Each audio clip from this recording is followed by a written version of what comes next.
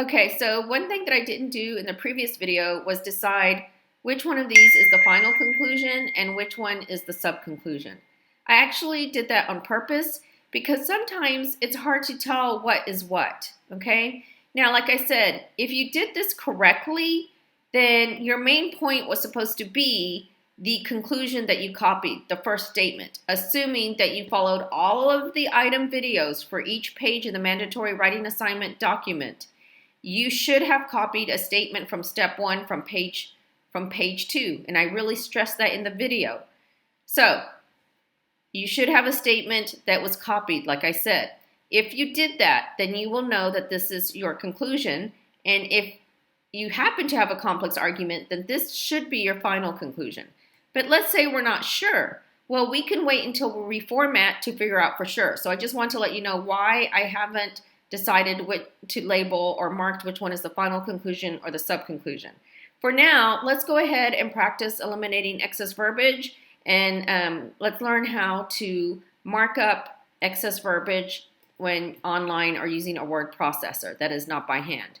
So here we have the conclusion indicator phrase. I have come to the conclusion that. So what you'll do is you'll highlight it and then you'll do a strike through. There's something similar that you can do in Word. I don't know how to do it in Word, or I don't remember. I'm not going to teach you how to do it in Word.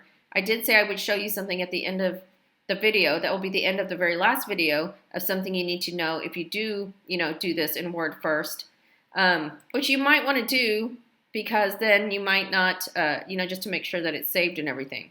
Notice that you can save as a draft. So if you want to save every 5 minutes, let's say you bracket and number and you don't want to lose your work, what you could do is you could save draft.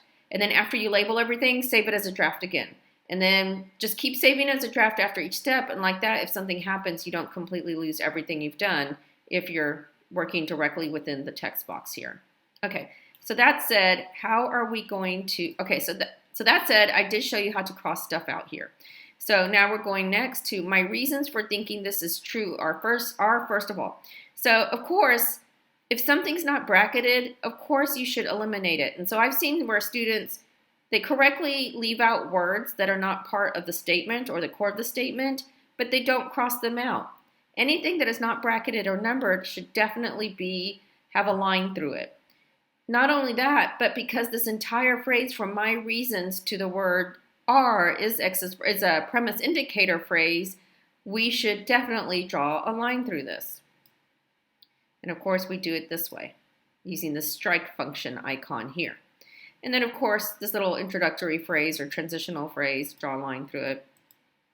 So within here, within the statement. So remember, look between the statements for anything that you might need to draw a line through, as well as within the statement. Then we've got in second, that's just a transitional word. So we're going to get transitional phrase, we're going to get rid of that. My wearing a mask, okay, so nothing to get rid of inside that. We're going to get rid of this and. I'm looking inside statement 4 to see if there's any excess verbiage. Remember not to go crazy with it. Got to get rid of this premise indicator. Looking inside statement 5 to see if I can get rid of anything. Nope. Look at 6. 6 definitely has something that we want to get rid of. And your clue is that it's an assurance. What is the assurance phrase that we need to get rid of? I hope you pointed to this. So let's say you draw a line through this. What's problematic with drawing a line only through the word no? Now we have the sentence that philosophers are experts when it comes to human concepts, definitions, and their use. That's an incomplete thought. We don't know, like something's supposed to still be said. As I've mentioned many times in at least 2 or 3 different videos, when you have that at the end of a premise indicator, discount indicator, any kind of, hedge indicator, assurance indicator, and many other kinds of phrases, you have to get rid of the word that, but not always. Be really careful, guys. Don't go crazy with some of the rules that I give you. Remember, context always matters. While there are many instances that you should get rid of the word that, you can't always do that. So let's go back up here. Is an action that corresponds. You can't get rid of the word that in this sentence because it plays an integral role in the very syntax of the sentence. So again, context always matters, when I give you rules and general rules and principles. Okay, so we've got that. Obviously, this isn't bracketed and numbered, so of course we're going to get rid of it, but also it's a command, so that, that's why we're getting rid of it, and that's why we didn't bracket and number it. Okay, and then she will teach you to reason just as I have with you. Oh, so here's a little typo that we can correct. Remember, I said that you should correct any typos that you see, minor things. Notice that I made minor corrections, but I did not change the content. I did not rewrite this. I didn't make it better. I didn't make it worse in terms of the quality of the reasoning, the content. So remember, you cannot make those drastic kinds of changes. So we did not label this, but we did number it because it's a statement. But it doesn't have any logical role to play. If you have something that is numbered and bracketed, but it's not labeled, you must get rid of it. So of course, the way we get rid of stuff in this class is we draw a line through it.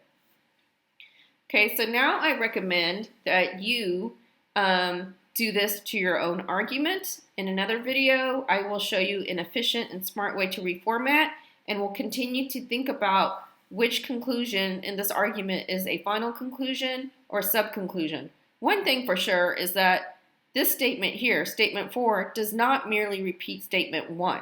So we can't cross out 1 saying that it's mere repetition of another statement.